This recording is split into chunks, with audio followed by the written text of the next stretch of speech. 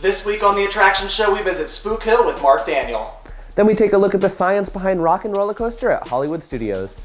Plus the latest theme park news and more, starting now.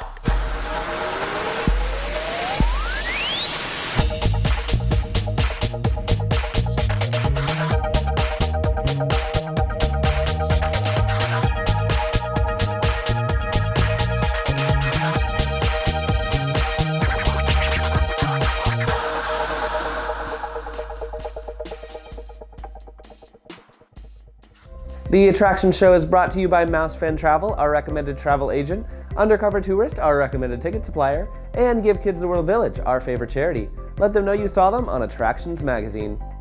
Hello and welcome to this week's episode of the show. I'm Quinn. And I'm Theron. Yeah, and Jessie's not here because she just had her new baby. Woo! Yeah, she named it Little Riley, named after Riley from Inside Out. I told her I think they should, for her first Halloween, they should all dress up as the different emotions. I think that'd be cute. That's a genius idea. Mm-hmm. Yeah, that would be absolutely perfect. And she's so cute. I know we got the picture, and we're going to probably be showing that on the screen now. She's so cute, and she's welcome into the world. A crazy time to have a baby, but we're so glad that everything seemed to go really, really well. And, yeah, a healthy, beautiful young baby. Yeah, her and Elisa. Yeah. Both got new little bouncing Really? babies. Yeah, right after each other. Our former show host and current Disney Parks blog host, Mark Daniel, allowed us to share one of his fun videos from his Facebook page of his adventure at Lake Wales, Florida's Spook Hill, where your car can roll up a hill. Very spooky. Take a look. Hey, Mark here, and if you're looking for something fun to do where you can stay in your car, I recommend bringing the whole family down to Lake Wales to Spook Hill. It's a very cool legend. I'm going to show you a picture so you can read the legend of Spook Hill.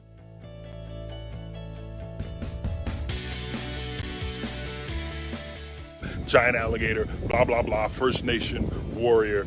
The cool thing is that you park your car at the white line of the start of a hill, and you put your car in neutral, and you will actually roll up the hill. Very spooky. That's Spook Hill. There's Spook Hill right there. Now, not that big hill. There's another hill. There's a little decline right there before you get up the big hill. That little decline. You park at the white line, and you'll roll right back up that decline. Here at Spook Hill, spookily, you can roll up a hill defying gravity. That's the legend of Spook Hill. Right next to Spook Hill Elementary. I'm going to be driving up to the white line. So what I'm trying to show you right now, that there is a very real decline to get to the white line. Going down the hill right now. I'm going to park right on the white line here at Spook Hill. Put the car in neutral. I'm going to take my foot off the brake. And there we are, rolling backwards. Rolling back up the hill I just went down. And that is the legend of Spook Hill. Blah, blah, blah, chief, blah, blah, blah, giant alligator. Hey everybody, Mark here. And if you're looking for something to do, blah, blah, blah, blah, blah, blah.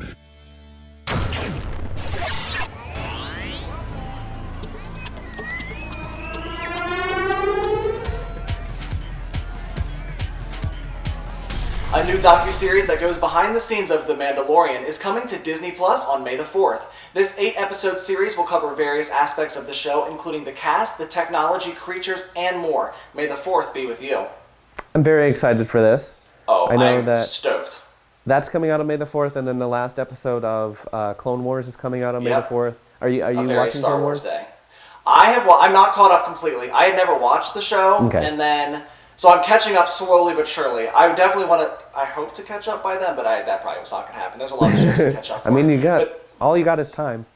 very it's true. running out. But. And then this new show seems super cool. Even just like the YouTube videos that they had online, kind of explaining how The Mandalorian worked and the huge screens that they were using instead of green screens. So I can't imagine how much stuff that Disney already had planned, because clearly this was a show that they already planned on having. So I'm really excited for them to be just like, here's 8 episodes. I hope they do like one per episode. Be like, this is behind the scenes on how we did this, and this is how we did this. I'm going to binge it for sure. Yeah, anything that's Mandalorian, I'm stoked. 2 of Disneyland Paris's major summer events have been postponed to 2021 due to the park's ongoing closure. Electroland will now take place on July 2nd through the 4th, 2021, and Disneyland Paris Pride will be held in June 2021. I have never been to either of these events. I've never been to Disneyland Paris, but they both always look really cool. I've been to Disneyland Paris once, and I really, really, really want to go back, and I think that it'd be really fun to go back for Pride with my boyfriend, so maybe we'll try to head out there. Hopefully everything's normal by then and everything stays on track for that. Hopefully, yes.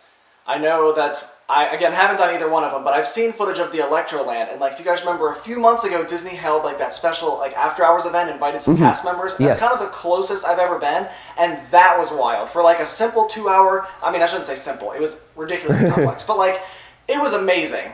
And that was just for 2 hours. And I cannot imagine what they do for an event of that size. Just to see it in person, I was blown away. There was fireworks going off according to the music, and I was just thank you. It was like watching Happily Ever After, because they used the same exact fireworks, but they were doing it to major EDM music. So I'm sure Electroland is amazing, and that's why they're just going to push it back to next year and continue with it.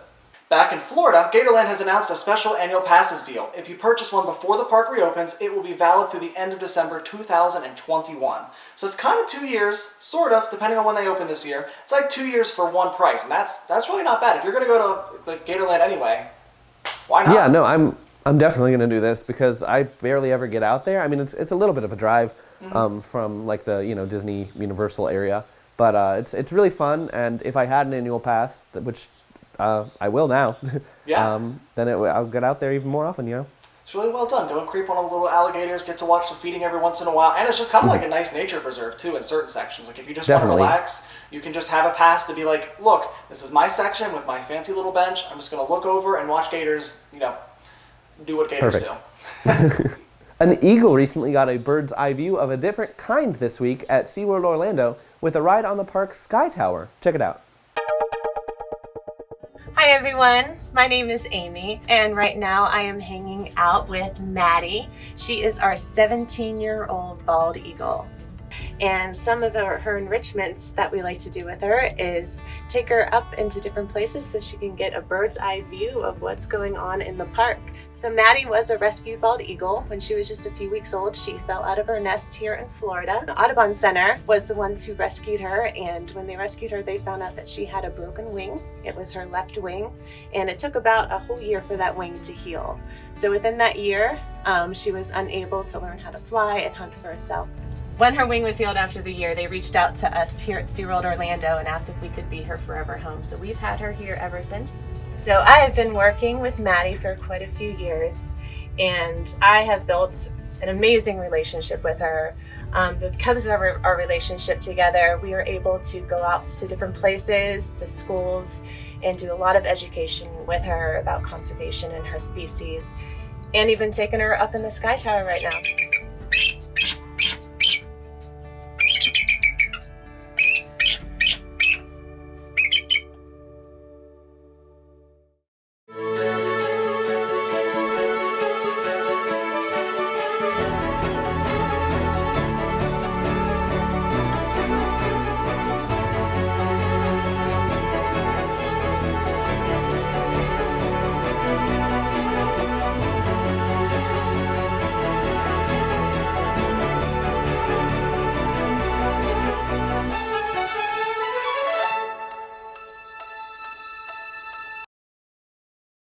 Last week, we shared Universal Orlando's video that dove into the science behind one of their coasters, Hollywood Rip Ride Rocket. This week, it's Disney's turn with a science video all about Rock and Roller Coaster at Disney's Hollywood Studios. Hey everyone, my name is Angel and I'm a mechanical engineer at Disney's Hollywood Studios. And my engineering journey began long ago when I was a kid, and I was the type of kid that liked to take things apart, put them back together just to see how they worked. And that's actually what got me started in trying to learn about science, technology, engineering, and math. And in fact, when I got to college, that's when I first found out about engineering, and I had a professor tell me that if I wanted to change the world and do something for the better, I could do it with engineering. And in fact, I could even do things as cool as math and science to make a roller coaster. And speaking of roller coasters, I actually have a really cool roller coaster behind me, Rock and Roller Coaster. And today, we're going to show you how we launch trains up to 60 miles per hour. But first, we're going to take you backstage to meet one of our Rock and Roller Coaster engineers. Let's go. Engineering, especially here at Disney, is a team effort. We have a lot of awesome cast members that help to put things together, like the launch system that we're getting ready to learn about. The best part about this is there is a lot of diverse disciplines that come together to make the magic happen, such as electrical, mechanical, and even facilities engineering. and it ends up becoming a team effort, like my buddy Josh here. Hey Angel. Hi, I'm Josh, and I'm an electrical engineer here at Rock and Roller Coaster. As a kid, I was always curious about how things worked. Anything fast was fascinating. So I started reading as many books as I could find. My favorites were about roller coasters. I decided quickly that if I put some extra effort in my classes, especially math and science, I could have an exciting career one day. So here I am, working on roller coasters every day.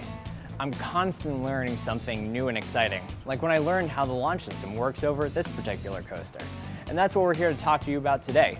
Hey Angel, why don't we go show them exactly how it works? Let's do it. This is the launch tunnel at Rock and Roller Coaster. Trains are launched at extreme speeds down the tunnel, all the way into the gravity building where the rest of the attraction resides. And what's the secret behind the launch tunnel? Magnets. Magnets have two ends called poles. One end is called the North Pole, the other pole is called the South Pole. When two magnetic objects are close to each other, a force exists. That force attracts the North Pole of one magnet to the South Pole of the second magnet. And that force will repel the South Pole of one magnet from the South Pole of the second magnet. A quick way to remember this concept is opposites attract and likes repel. The trains here at Rock and Roller Coaster are launched down the launch tunnel by a three-part assembly called the pusher car. The pusher car is a moving platform on its own track that connects below the train and has 4 rows of rare earth magnets. The pusher car is propelled by an electromagnetic drive system called the linear synchronous motor, or LSM for short. The LSM is a motor that controls the polarity of the electromagnets that propel the train down the launch track. Those electromagnets in the launch tunnel are white blocks that line both sides of the entire launch tunnel. The LSM is controlled by a computer that sends alternating currents through the electromagnets, creating a linear moving magnetic field. When power is applied to the electromagnets by the LSM, they work with the permanent magnets on the pusher car to propel the train. As the train moves down the track, the electromagnets change polarity to alternately attract and repel the pusher car rapidly down the launch tunnel.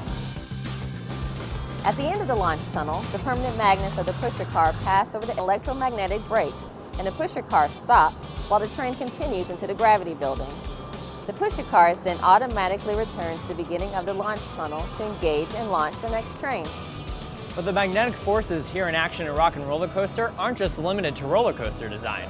Around the world, a technology called Maglev is making train travel faster than ever. Maglev is short for magnetic levitation, meaning these trains actually levitate up to 10 centimeters above a guideway using basic fundamentals of magnetism. The guideway is a magnetized coil along the track that repels the large magnets on the train's undercarriage. As the train levitates, power is supplied to the coils within the guideway walls, creating a unique system of magnetic fields that push and pull the train to its destination. Like our coaster's pusher car system, the Maglev Train is another real-world example of how engineers use magnetism. You know, you think they had fun today? I think they did, Angel. All right, well, hopefully you enjoyed the backstage tour of Rock and Roller Coaster.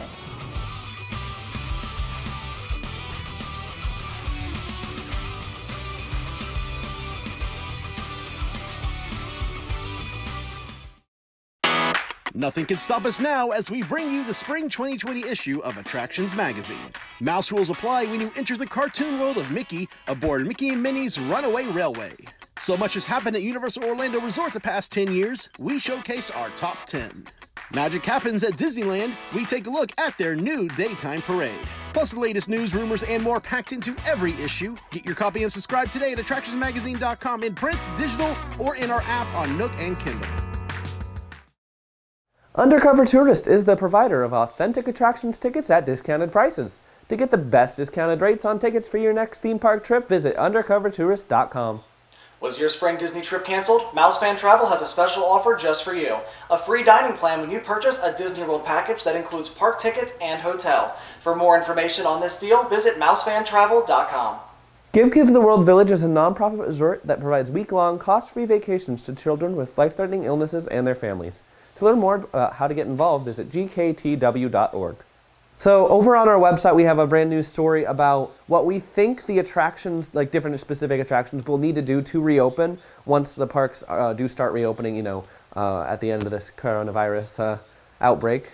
Yeah, we actually went on Fox with Brittany and Matt, and we were kind of talking about what different parks, Disney, Universal, and SeaWorld, would kind of need to do to separate people out, to kind of what the best that they could possibly do with their current setup. to kind of keep the social distancing out.